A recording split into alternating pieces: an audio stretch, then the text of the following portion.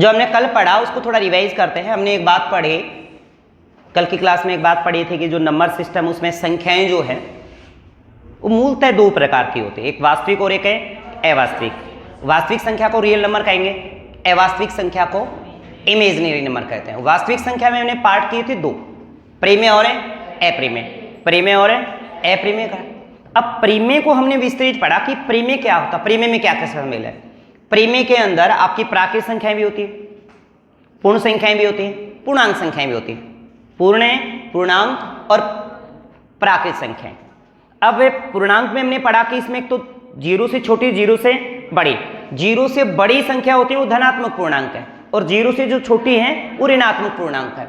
एक हमने पढ़ा कि प्राकृत संख्याएं एक से लेकर अनंत तक चलती हैं, तो सबसे छोटी प्राकृत संख्या एक होती है। फिर हमने ये पढ़ा कि इस प्राकृत संख्या के अंतर्गत आपकी सम भी आती है, इवन नंबर आता है, विषम मतलब ओड नंबर आता है, प्राइम नंबर अभाज्य संख्या आती है, और भाज्य संख्या आपके कंपोजिट नंबर भी आता है। ये बातें अपन पढ़े थे, भाज्य, अभाज्य और सम और विषम, सारी संख्या परिमेय। इसके बाद दशमलव वाली संख्या भी पढ़ी हमने। दशमलव संख्या या भिन्न के रूप में जो भी संख्या आती है वो सारी परिमेय है, जिसे p बटा q के रूप में व्यक्त किया जा सकता है। परिमेय के बाद हम थोड़ा सा अलग किए थे अप्रिमेय को। अप्रिमेय की नॉर्मल पहचान की कि भैया रूट लगा होना चाहिए, रूट लगा होगा और उसके पूर्ण वर्ग नहीं होनी चाहिए, मतलब पूरा पूरा वर्गमूल नहीं जाना चाहिए। जैसे रूट 2 है, रूट 5 है, 1 प्लस रूट 2 है, 1 प्लस रूट 5 है, 1 माइनस रूट 5 है, ऐसी कोई भी संख्या हो तो वो अप्रिमेय होगी, और पाई भी एक है अप्रिमेय संख्या। इसके बाद हमने अवास्तविक संख्या की बात की थी। अवास्तविक संख्या की पहचान नॉर्मल वे में हमने की कि रूट लगा हो, अंदर माइनस का चिन्ह हो। तो रूट लगा हो और अंदर माइनस का चिन्ह हो तो उसको कैसे पढ़े, देखो आप थोड़ा सा ये थोड़ा चर्चा कर लेते हैं अपन। व्हाइट बोर्ड देखना है ना, तो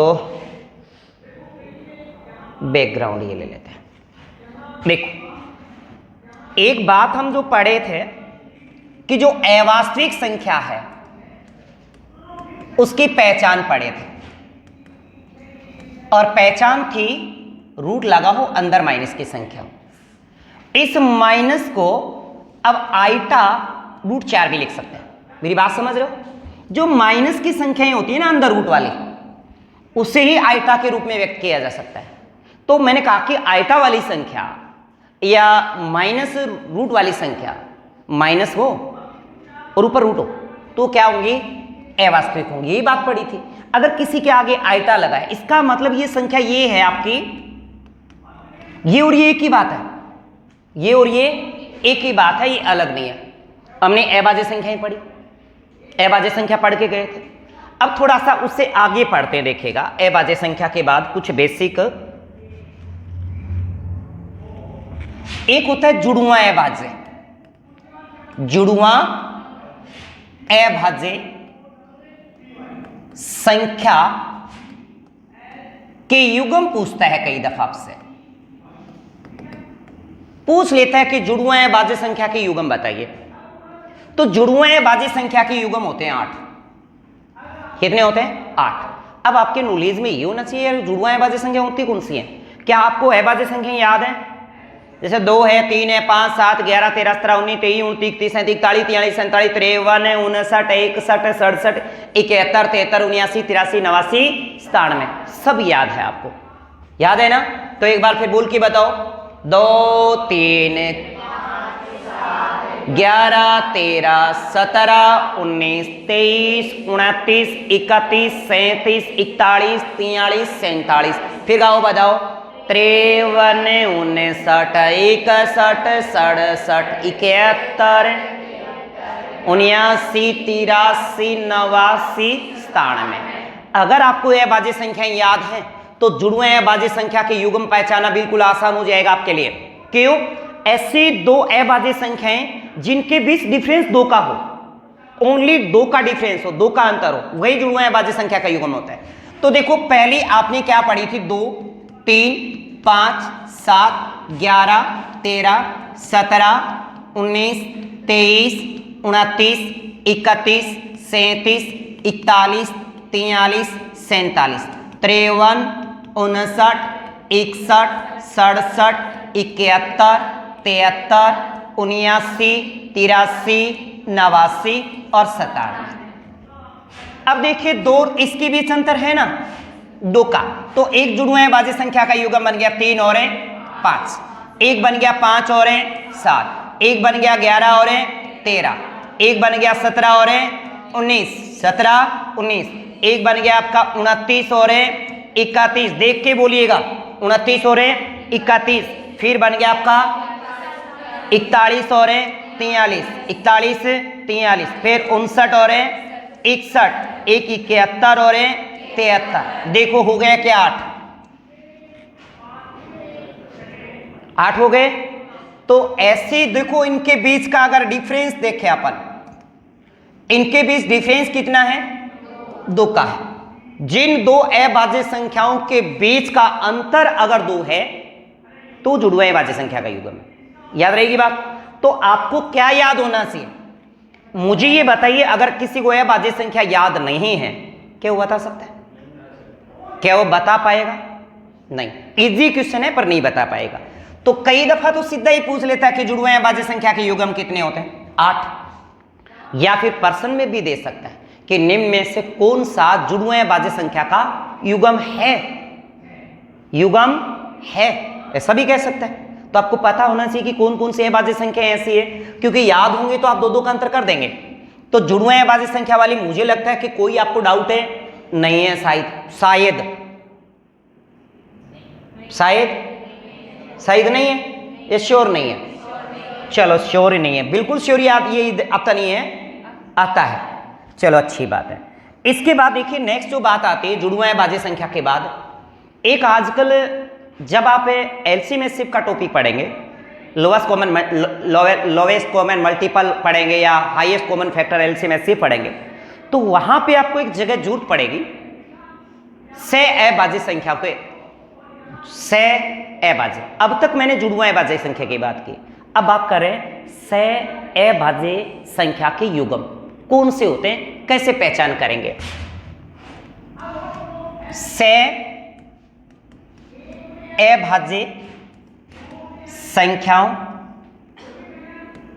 के युग्म देखने, युग्म बनाने सा, देखो इसमें ये जरूरी नहीं है कि संख्या अभाज्य हो, जरूरी नहीं है कि संख्या अभाज्य हो, कोई भी दो संख्याएं जिनका सिर्फ एक आता हो, क्या बताया, जिन संख्याओं का,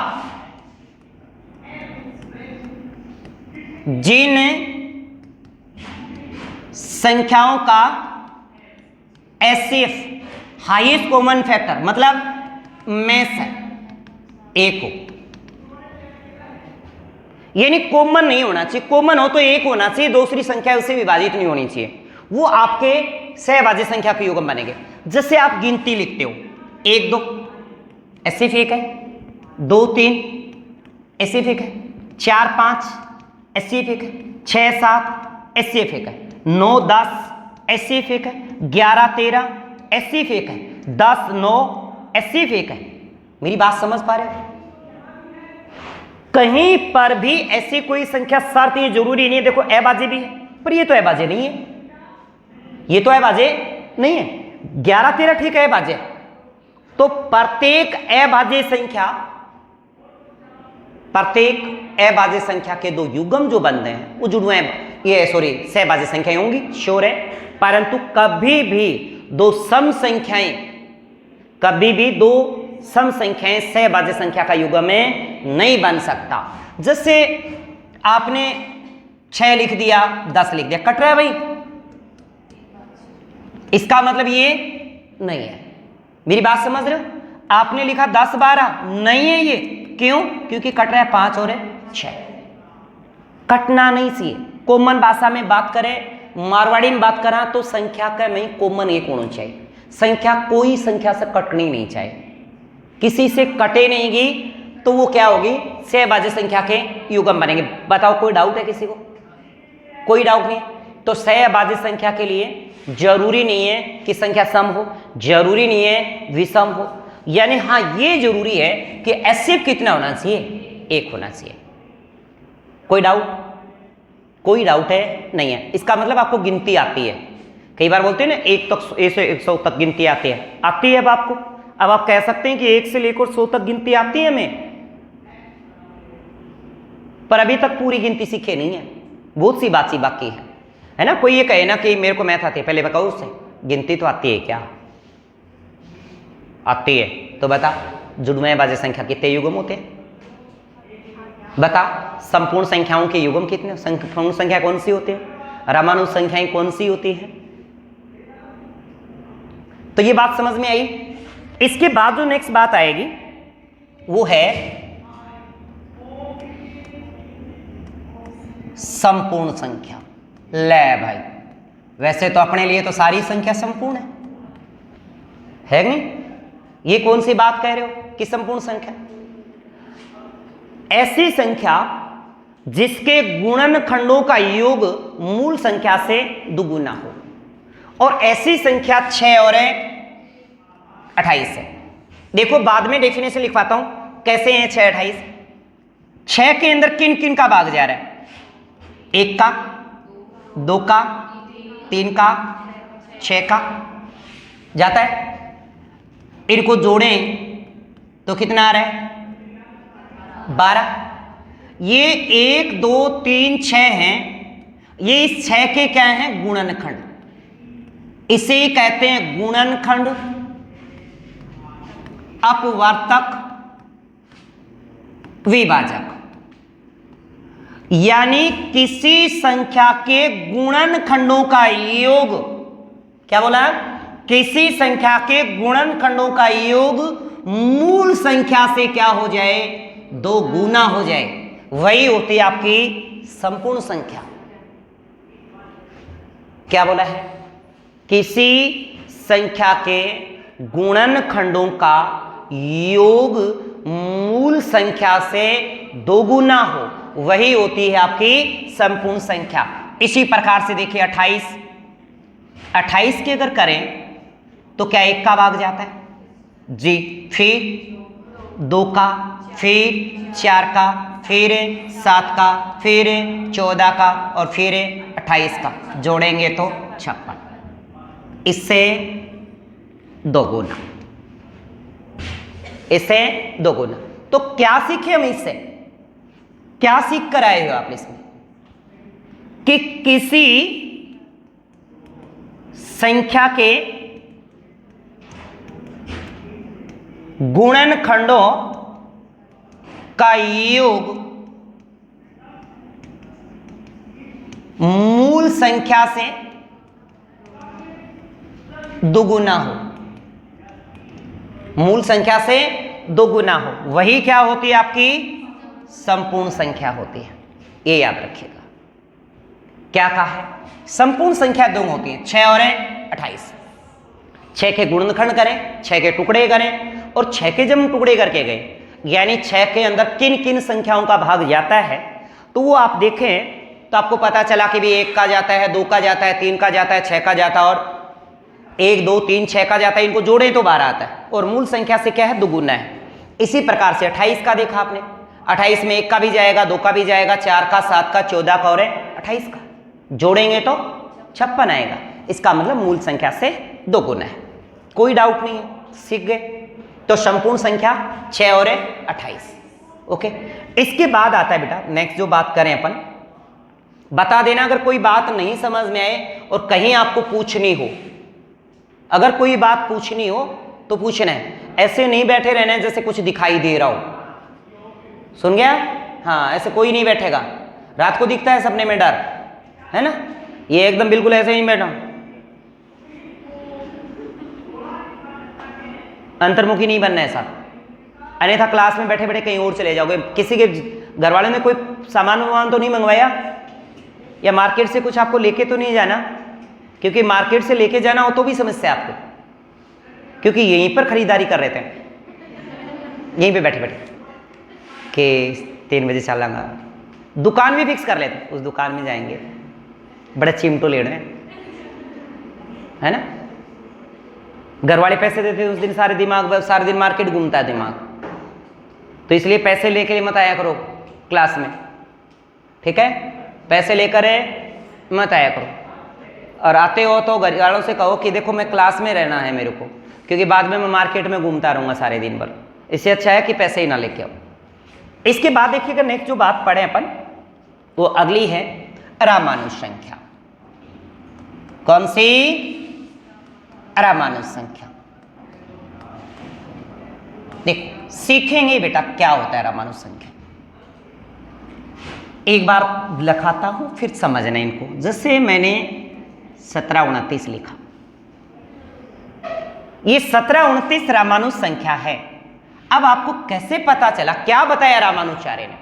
रामानुजाचार्य ने कहा कि ऐसी संख्या किन्हीं दो अलग अलग घन संख्याओं का योग एक मूल संख्या बनती हो, वही रामानुज है। और ये रामानुजाचार्य ने बताया सबसे पहले, और जिस व्यक्ति ने बताया उसी के नाम पे हो गया। हो सकता है आप में भी कोई रामानुजाचार्य बैठा हो सकता है। आत्मा 100, परमात्मा आत्मा हजार अमर रहती है। तो सुनिएगा सा, ये जो 1729 है, देखो 1 का क्यूब और 12 का क्यूब, 1 का क्यूब 1 होता है और 12 का क्यूब 17 28 होता है, जोड़ें तो 1729 होता है।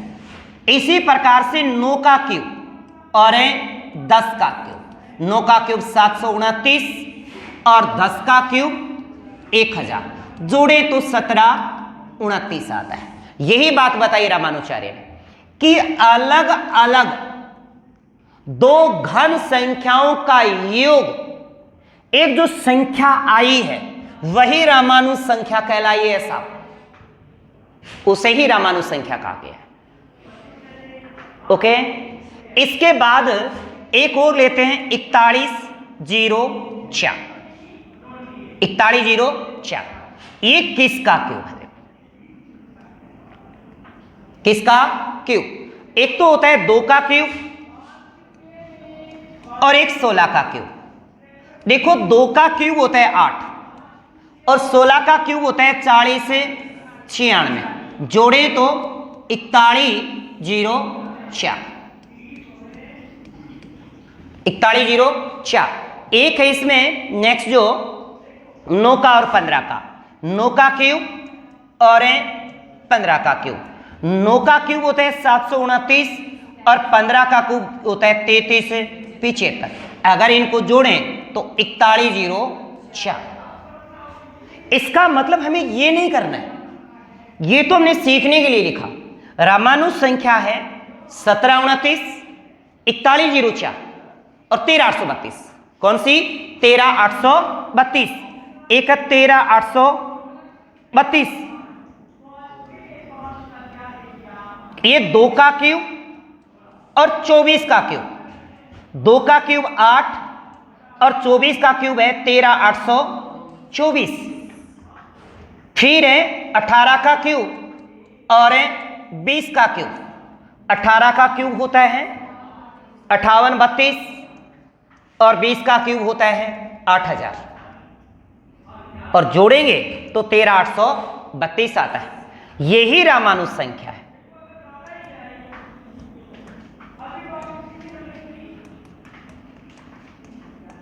मेरी बात समझ में आई? रामानुज संख्या याद रखिए 1729, 4104, 13832। ओके, तो रामानुज संख्याचार्य ने बताया कि ऐसी संख्या जो अलग अलग दो घन संख्याओं का योग बनता हो, जैसे यहां पे 2 घन संख्याओं का योग, यहां 2 घन संख्याओं का योग एक मूल संख्या बनती है। ये बात बताई थी रामानुज ने, और रामानुज के नाम पे ही पड़ गया रामानुजाचार्य संख्या, रामानुज संख्या। देखो हम भारतीय लोग क्या क्या कर लेते हैं, और नहीं तो बेला संख्या जोड़ना है ना, और एक नई चीज दे दी हमने। तो याद रखिएगा ये रामानुज संख्याएं 3। मुझे लगता है आपको इसमें कोई भी डाउट है नहीं है। रामानुज संख्या के बाद अपने को एक बात और पढ़नी है, क्योंकि इसके बाद जो बात आएगी भाज्य, अभाज्य, गुणनखंड। पर मैं इससे पहले आपसे एक बात पूछूं, क्या आप लोगों को भाजकता के नियम आते हैं? सच बताओगे। किन किन को नहीं आते हाथ ऊंचा करिएगा साहब, ईमान से। शाबाश, अभी तो बेटी बाप का ही है, नहीं तो गड़बड़ हो जाएगी। बाजकता के नियम, शाबाश शाबाश। हाँ, आज तो लड़कियां बड़ी हिम्मत जुटा रही हैं भाई, शाबाश। और लड़का में चलो अपन बाजकता के नियम भी सीखते हैं और बाजकता के नियम के साथ साथ हम सवाल भी सीखते हैं, सवाल भी करते हैं साथ साथ। बाजकता के नियम से जुड़े सवाल देखते हैं। तो आगे बढ़े तो देखिएगा, अब बात करेंगे अपन भाजकता के नियम की। बिना भाग की प्रोसेस किए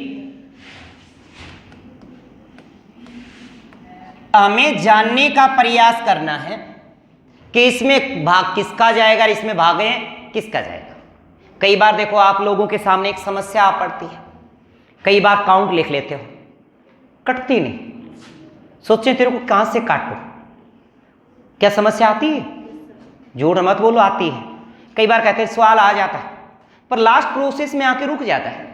इसका मतलब आपको भाजकता के नियम का ज्ञान नहीं है या फिर पहाड़े याद नहीं है।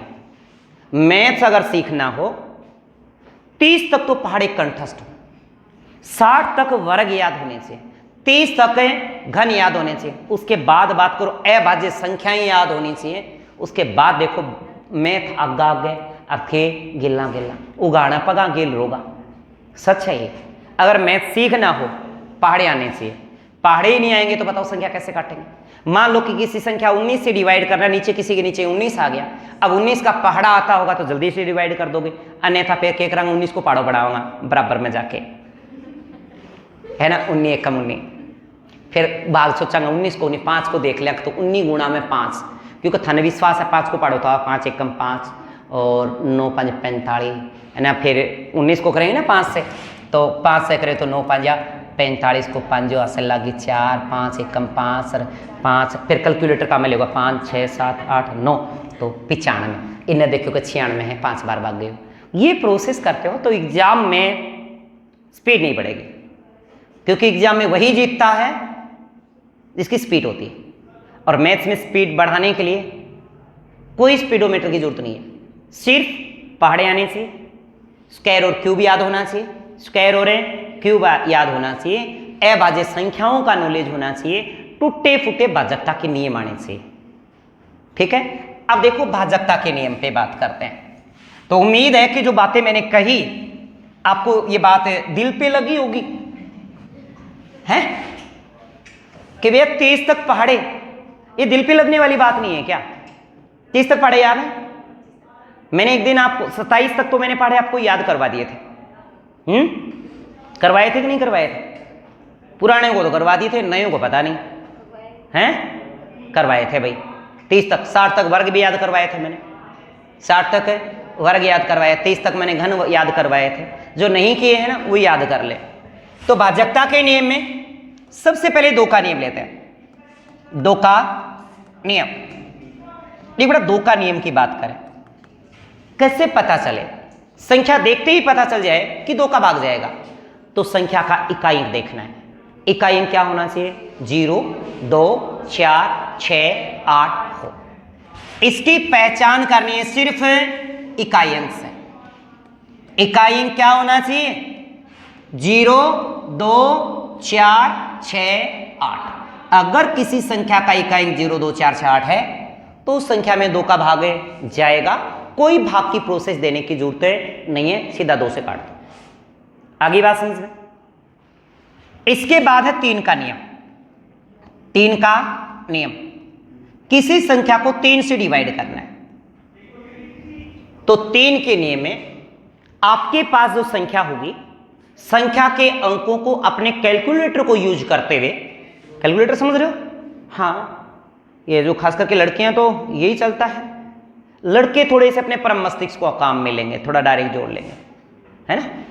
तो संख्या के अंकों को जोड़ेंगे, संख्या के अंकों का योग, संख्या के अंकों का योग करेंगे और वो योग किससे विभाजित होना चाहिए? 3 से। हमने क्या सीखा 3 के नियम में? संख्या के अंकों का योग 3 से विभाजित होना चाहिए या 3 के पहाड़े का जाना चाहिए।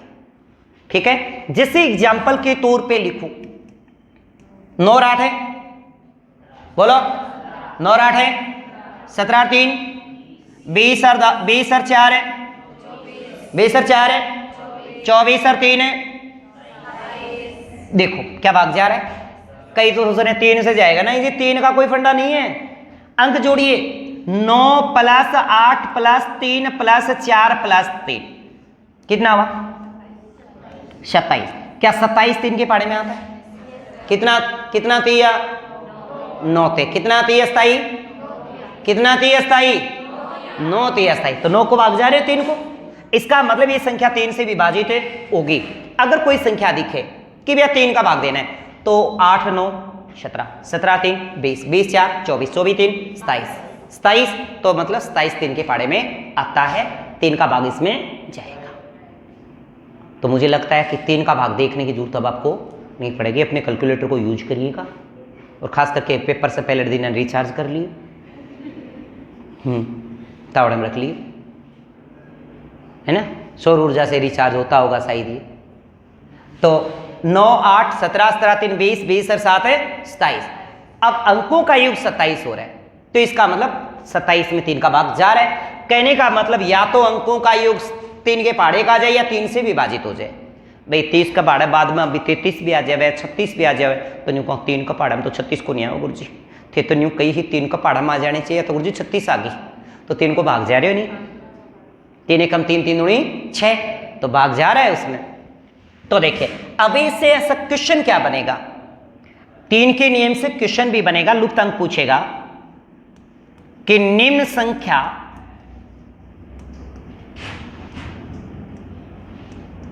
स्टार लिख दिया, 3 से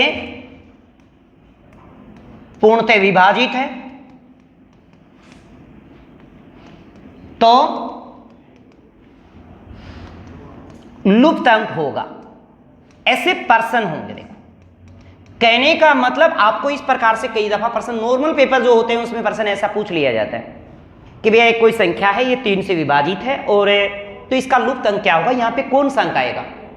आप पहले ऑप्शन पे मत जाइए, कभी ऑप्शन पे मत जाइए, पहले आपको पता होना चाहिए कि 3 का नियम भाग कहां जाता है, अंकों के योग में। तो आप अंकों का योग करें, अपने कैलकुलेटर को यूज करें, और कैलकुलेटर यूज किया तो 9 और 5, अरे बोलो 9 और 5 14 और 8, 14 8 22 और 9, यानी 31 प्लस क्या आ गया आपका, स्टार आ गया, 31 प्लस स्टार। अब आपके उत्तर देखिएगा, ऑप्शन ए, क्या 1 हो सकता है? 31 1 32 नहीं आता, 31 और 2 कितना, और 31 और 5 और 31 और 6 नहीं, 31 और 8 3 ऑप्शन हो गई, यानी 2 हो सकता था, 5 हो सकता था, 8 हो सकता था। तो मैं यहां पे ऑप्शन बना दूं, जैसे 2 5 8 और डी में लिख दिया, और क्या सही है? देखो आपने सबसे पहले अंकों का योग किया, अंकों का योग आया 5 और 9 14, 14 और 8 22, 22 और 9 31, 31 प्लस आपका स्टार है। ये काम आपको सबसे पहले करना है। इसके बाद इस 31 को ऑप्शन के साथ जोड़ो, 31 2 33, 31 और 5, अरे 31 और 2 और 31 और 5 और 31 और 8, क्या इन संख्याओं में 3 का भाग जा रहा है? जा रहा है, इसमें भी जा रहा है, इसमें भी जा रहा है, तो उत्तर क्या हो गया आपका? सभी। मेरी बात समझ पा रहे हो? हमने ये पढ़ा कि हो सकता है कोई लुप्त अंक पूछ ले, 3 का भाग कहां जाता है, अंकों का योग 3 के पाड़े का होना चाहिए, 3 के पाड़े का होना चाहिए। फिर हमने ये सीखा कि कोई लुप्त अंक भी हो सकता है यार, अगर लुप्त अंक कहीं पे भी दिया है, जरूरी नहीं है कि स्टार लिखता है, कई बार यहाँ पे एक्स लिख देता है, कई बार यहाँ पे पी लिख देता है, पर कई दफा एग्जामिनर 2-2 अंक भी लिख देता है। कितने? 2-2 अंक। दो दो अंक भी लुप्त कर दे, x और y लिख दे, कोई दिक्कत नहीं है। जो पहला मान x का होगा और दूसरा y का, उनको जोड़ के देखो। मान लो कि यही क्वेश्चन है और मैं इसको चेंज कर दूं और x y लिख दूं, जैसा कि सुनो, ये लिख दिया मैंने x 9 और y 3 से पूर्णतः विभाजित है, तो x व y का मान होगा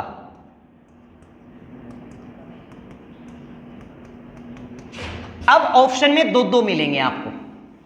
कितने मिलेंगे? दो दो। देखो इतना काम देखते ही सबसे पहले क्या करना है, 3 का भाग जा रहा है, किसका? 3 का, तो अंक जोड़ो, बचे हुए अंक तो जोड़ दो एक्स वाई को छोड़ के। 9 और 9 18 और 5 18 5, आवाज कम आ रही है, खाना नहीं दिया घर वालों ने। 18 5 या 23, तो 23 प्लस एक्स वाई ये होगा। अब आपके पास ऑप्शन लिख दिया 5 2, तो 5 और 2 7, 23 और 7, इनका योग कितना आ रहा है? 7, 5 और 2 7, 23 और 7 23, यानी उत्तर आपका ए हो गया। समझ रहे हो? अगर मैं यहां पे लिखता 1 और 2 लिखता, 2 एक 3 3 26, 23 और 3 26, नहीं जाएगा बात। इस प्रकार से उत्तर आपका ये बन जाएगा। मेरी बात समझ पा रहे हो? कोई डाउट है किसी को? नहीं जी, सभी को समझ में आ रहा है। तो 3 के नियम में हमने पढ़ा, 2 के नियम में इकाई अंक 0 2 4 6 8, 3 के नियम में पढ़ा अंकों का योग 3 के पहाड़े का होना चाहिए, 3 के पहाड़े का, या 3 के पहाड़े से भाग जाना चाहिए, 3 से विभाजित हो जाना चाहिए। फिर आपसे ये लुप्त अंक पूछ सकता है, 1 अंक लुप्त करता है या 2 अंक लुप्त करता है, कोई दिक्कत नहीं है। आप बचे हुए अंकों को जोड़ो, और जो आपका यहाँ पे पहला मान यहाँ पे क्या होगा? x का, दूसरा मान है y का, क्योंकि इसके साथ जुड़नी है। तो 5 और 2 7 और 7 इसमें जोड़े तो 23 7 23, 23 में 3 का भागे जा रहे, तो उत्तर आपका आ गया 7, ये वाला ए। समझ में आया? इसके बाद हम भाजकता के नियम में बात करते हैं 4 का। कोई बात समझ में ना आए बोल दिया करो कि दोबारा बात की जाए, पर पता नहीं आज ओड़ी के बाद आपको क्या ऐसा क्या हुआ आपके पास, है ना? ओलिका ने आपको इतना वरदान दिया है कि आप कुछ पूछते ही नहीं हो। पहले कोई बात पूछता था तो सर दोबारा बोलिएगा, शायद थारा दिन बावड़े है, उल्टा है ना? है नहीं? फायदा हो गया भाई, कोई पूछने का नाम ही नहीं लेता, ये कोई कहता ही नहीं कि बात समझ में नहीं आई। इसका मतलब अब की बार तो बेड़ा पार। क्यों है? गवर्नमेंट सोचेगी भी एटीएम कब देना है इनको। फिर चलो आज की तो एक पर, तो आज तो कैसे ऐसे पहला ही टॉपिक, अभी तो शुरुआत है। अब देखो 4 का नियम, 4 का नियम, किसी संख्या को 4 से काटना, किसी संख्या को 4 से काटना। अब आपको पता होना चाहिए कि 4 का, कई बार बिना मतलब 4 का भाग देने लग जाते हो कि 4 से काटेंगे, पर हम तो इतने स्वाभिमानी हैं कि 4 तक जाते ही नहीं। पहले 2 पे इतना विश्वास है, पहले संख्या को 2 से काट के देखेंगे, फिर बची तो फिर 2 से काट देंगे, अपने आप कट गई नहीं 4 से। ऐसा ही करते हैं? नहीं, अगर संख्या 4 से कटती है तो पहले 4 से काटिए। क्यों? क्योंकि उसको 2 बार से काटना, फिर 2 से उसे डिवाइड करना, तो ऐसे में प्रोसेस 2 बार हो गया, 2 बार होने से आपका टाइम चला गया, और पेपर में टाइम मायने रखता है। तो देखो 4 का नियम क्या कहता है? संख्या कितनी भी बड़ी हो, क्या बोला मैंने? संख्या कितनी भी बड़ी हो, संख्या के अंतिम 2 अंक, अंतिम 2 अंक, अगर अंतिम 2 अंक 4 से विभाजित है तो उस पूरी संख्या में 4 का भाग पूरा पूरा जाएगा। क्या कहा है? बोलो बोलो, शाबाश। क्या कहा? बोलिए दोबारा।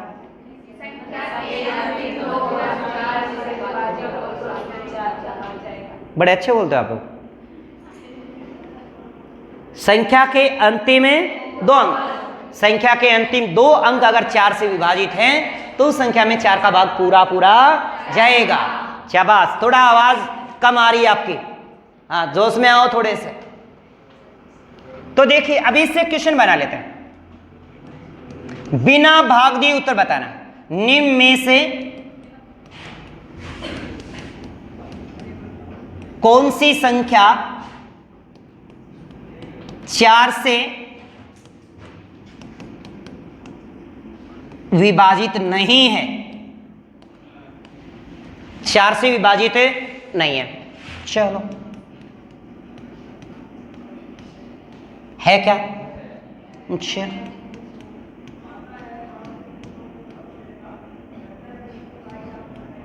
है क्या?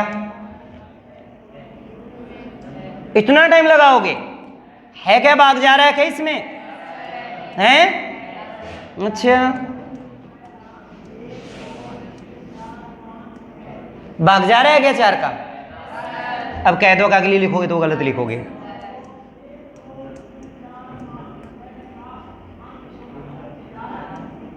ना इसमें तो ऐसा लिखता हूं, जा रहा है इसमें तो। अबे जा रहे हैं? अच्छा रे, देखो कई दफा ऐसा प्रश्न देखते हैं कि इनमें से कौन सी संख्या 4 से विभाजित है, कौन सी 8 से विभाजित है। तो कई सोचा यू प्रश्न गजब आए हुए, भाग दे के देखना है। अरे पगला गए क्या? भाग दोगे तो टाइम लगेगा, और टाइम आपके पास होता क्या है? पर जो तैयारी नहीं करके जाए उसके तो 2 घंटे कटने मुश्किल हो जाते हैं साहब, है ना। और जिसकी तैयारी होती है उससे प्रश्न ये रहता है कि कुछ छूट ना जाए जो आ रहा था वो। तो देखिएगा क्या ये अंतिम 2 अंक 4 दूनी 8 बच गया, 1 4 चौके 16, 4 1 कम 4 बच गया, 3 4 9 36, 4 दूनी 8 बच गया, 1 हो गया 12, 4 3 12, और 4 1 कम 4 बच गया, 2 हो गया 26, 4 का पाठम सभी को नहीं आवे। कितना बच गया? 2 शेष बचते हैं। इस पूरी संख्या में जब आप 4 का भाग देंगे तो शेष आपके 2 ही बचेंगे। बिना भाग दिए बता दिया कि 2 शेष बचेगा। क्या बात है, नहीं समझे? इस संख्या में भाग देंगे 4 का पूरा, इसमें पूरा जा रहा है, इसमें पूरा जा रहा है, इसमें पूरा जा रहा है, पर इसमें पूरा नहीं जा रहा है, इसका मतलब शेष बच रहा है। तो इस पूरी संख्या में भी जब आप 4 का भाग देंगे तो भी शेष कितने बचेंगे? 2। कितने बचेंगे? 2। 4 का भाग देंगे तो शेष या तो बचता है 1 या 2 या 3, कभी 4 शेष नहीं बचेगा, क्योंकि भाजक से कभी बड़ा शेषफल नहीं होता, छोटा होता है। तो यहां पे शेष कितना बचेगा? यहां 2 बचा है। समझ रहे हो? कोई डाउट है? नहीं है? समझ में आ रहा है सभी को? क्या बात है, बहुत बढ़िया, बहुत बढ़िया, बहुत अच्छे, अच्छों से भी अच्छे हैं हम लोग। क्या बात है। अभी एक पर्सन पढ़ा कि 4 का नियम ये कहता है, देखो 4 को और 8 को सेम है, 4 को काको है 8, 4 दूनी 8, 4 दूनी 8, तो बन गया ना 4 को काको। 4 के पास 2 अंक है, 4 कवे का मैंने 2 अंक चाहिए, 8 कवे का मैं तेरे से दुगुनी उम्र को हूं तो मैंने एक फालतू अंक चाहिए, कितना? 3। 4 में कितना? 2। 4 में 2, संख्या का अंतिम 2 अंक हम 4 को भाग, 8 में संख्या के अंतिम 3 अंक में। अब देखो 3 को काको है 9, 3 को काको कौन है? 9, 3 तिया 9, 3 के मांगे अंका को योग, तो 9 भी कहे आपा भी अंका को योग हिलांग बेटा, आपा भी कम को नहीं है, तो वो 9 से विभाजित। 3 का अंकों का योग 3 के पाड़े से विभाजित, और 9 का नियम कहता है अंकों का योग 9 के पाड़े से विभाजित। समझ रहे हो? 2 को काको 4 कौन बनावा, क्योंकि ये बाज्य है बिन्नीता एड़ा है थाने बताऊं इंद्र भगवान का ब्याह मेनका का सागत ब्याह जत गया। तो ये इसके बाद जो बात करेंगे, एक पर्सन और लेते हैं। निम्न संख्या जैसे कोई भी लिख दी,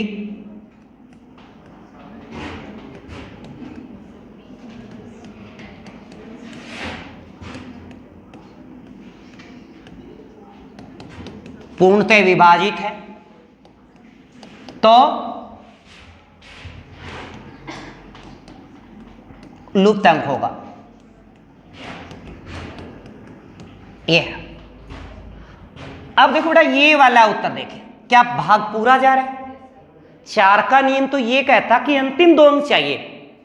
इससे पहले चाहे भले कुछ भी हो, कोई भी संख्या हो, 0 से लेकर कोई भी 9 तक का अंक, कोई प्रभाव नहीं पड़ता जब अंतिम 2 में भाग पूरा पूरा चला जाता है। तो इसका उत्तर क्या बनेगा?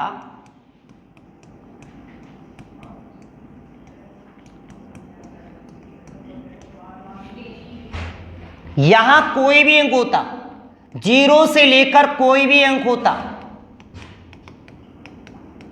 कोई फर्क नहीं पड़ता, क्योंकि अंतिम 2 अंकों में 4 का भाग पूरा पूरा जा रहा है। समझ रहे हो? संख्या के अंतिम 2 अंकों में 4 का भाग पूरा पूरा जा रहा है। इसका मतलब यहां जो संख्या है, इकाई अंक और दहाई अंक अगर पूरे दिए हुए हैं, उससे पहले कोई भी अंक देता है तो कोई प्रभाव नहीं पड़ने वाला। उत्तर हमेशा सभी वाला होएगा। बात समझ में आई? कोई बात समझ में नहीं तो पूछ सकते हो। कोई डाउट? मतलब ही नहीं है। डाउट मारे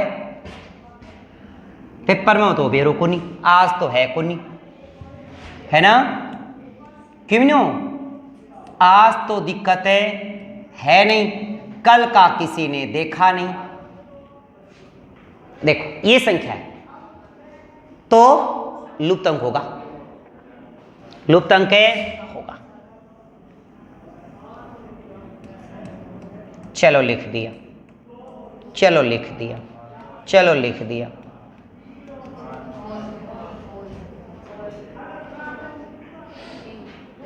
ओल, हर बार ओल। शाबाश, देख लेते हैं। देखो संख्या के अंतिम 2 अंक, यानी दाई की जगह कितना है? या तो 7, 6 हो सकता है। क्या 76 में 4 का भाग जा रहा है? 4 एक कम बच गया। 4 नाम, 4 नाम, आवाज नहीं आई। 4 नाम, 4 नाम। थरस आवाज मेरी ज्यादा है, फिर न्यू ना बोले गुरुजी माइक लगा रखे। हाँ। देखो यहां पे क्या लिखा आपने? 9 और 6, 4 दूनी बच गया। 1 4 चौके, भाग जा रहा है कि नहीं जा रहा? बिल्कुल जा रहा है। और यहाँ पे 4 एक कम 4, 4 चौक थोड़ा भागे जा रहा है, तो फिर उत्तर अपने आप क्या हो जाएगा? ओल। पर अगर मैं ऐसे नहीं करता और इसमें उत्तर सिर्फ लिख देता 7, 8, 4 और 9, नहीं 5 नहीं 4 लिख देता हूं। 4 में तो जाएगा क्या? नहीं जाएगा।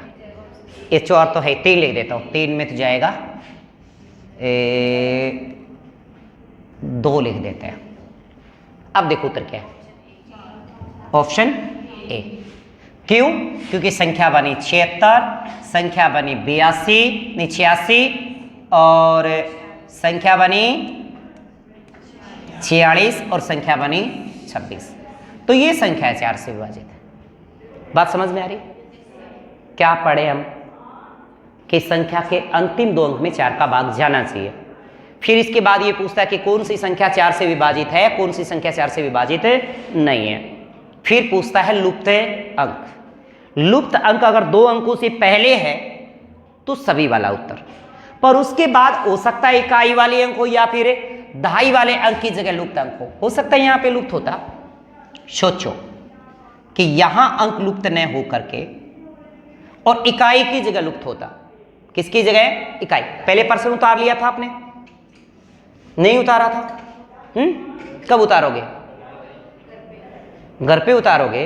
ओहो, सच्ची में? कोई ना, मतलब समझ रहे हो अच्छे से, एक एक बातें अच्छे से समझ में आ रही है।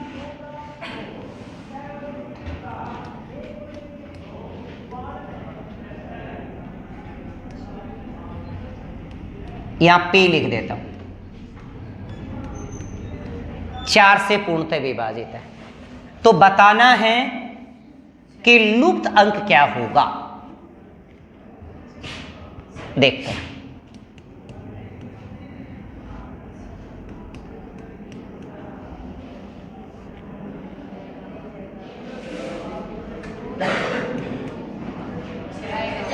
जाएगा?